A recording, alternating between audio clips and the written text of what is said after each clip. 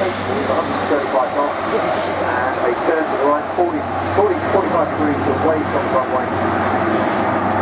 Incredibly impressive speed time. Not just new aircraft here, but new engines also. 4 Eurocrop International TP400s of some 11,000 shaft horsepower each.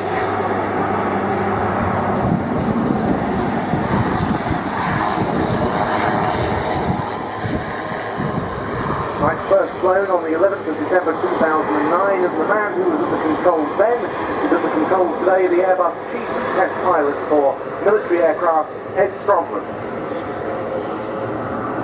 And the engine's been throttled back to this stage, and the aircraft is descending for doing a tight 360-degree left turn. All the time with this wind being blown towards the ground, with the crew taking active steps to offset that.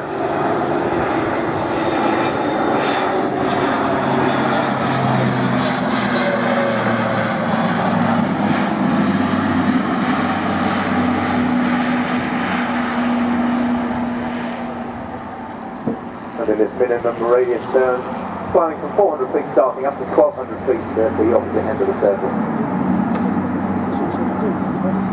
This is one of the aircraft engaged in the A400M flight test program, which as of June this year had included 2,300 flights amounting to over 6,500 flying hours. Airbus reports that 90% of the aircraft's development and test effort is now done, and already they've been able to reduce the test fleet down from 5 to 3 aircraft. The one that did the maiden flight in 2009 has been retired for preservation, and one of the others put into flyable storage.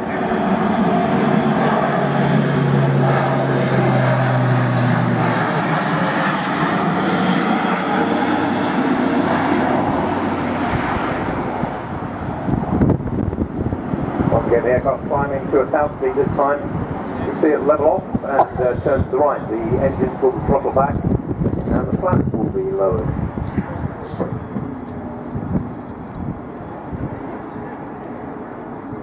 And if parked, this slow fly past is a demonstration of the fact that the aircraft can fly slowly enough to refuel helicopters, because that will be one of its roles with some of the A400M's customer nations. And they've been taking on production aircraft. The first delivery to the French Air Force was last year.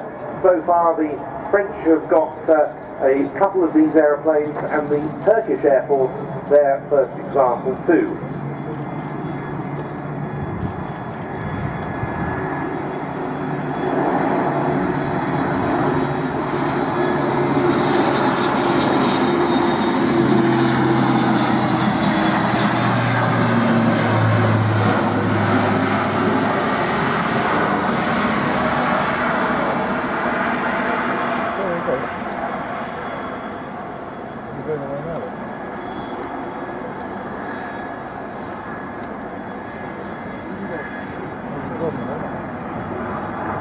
Indeed, the French have already been using their A400Ms operationally, not least in Mali. The current plan is for the Royal Air Force to get its first Atlas in September. Germany will follow on in November, and in 2015 a total of 23 of these airplanes should be handed over to customer nations.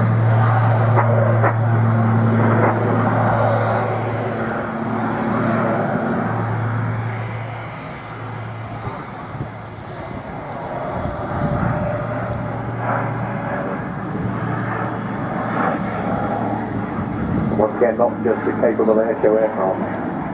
This aircraft can carry up to 117 people, or 17 tons, over 4,000 miles if it has a minimal load. Far, far better than the aircraft that is in place. Its operational loads that an A400M can take would include, for example, a Cougar or Super Puma helicopter of the type we're going to see displayed later, or an NH-90. It can accommodate 2 Lynx, Apaches or Tigers, 3 M113 armoured vehicles, 3 Land Rovers with trailers, a variety of humanitarian cargoes, and much, much more.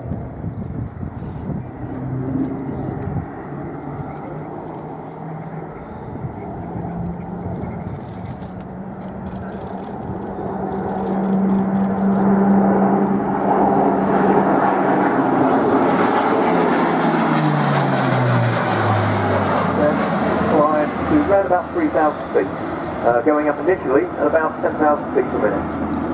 And a very steep bank up to 80 degrees at the top.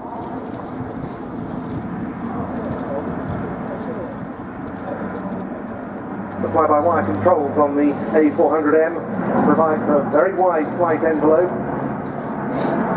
up to 120 degrees possible in roll, no limits in pitch.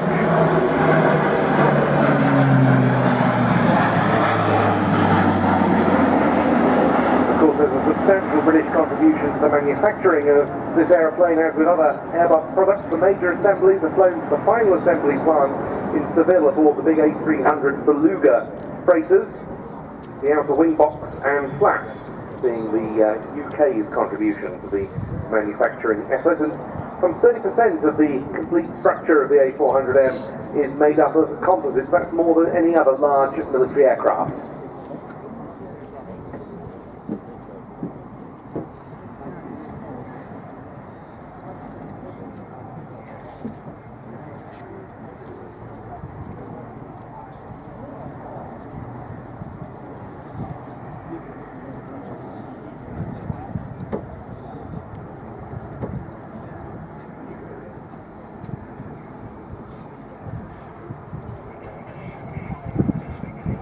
And coming up an example of those tactical characteristics we were talking about.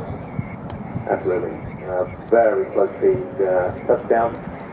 Capability of using less than a couple of thousand feet. But initially when it comes into Royal Air Force service, it will go into the strategic airlift role. Those capabilities will be built over the forthcoming years.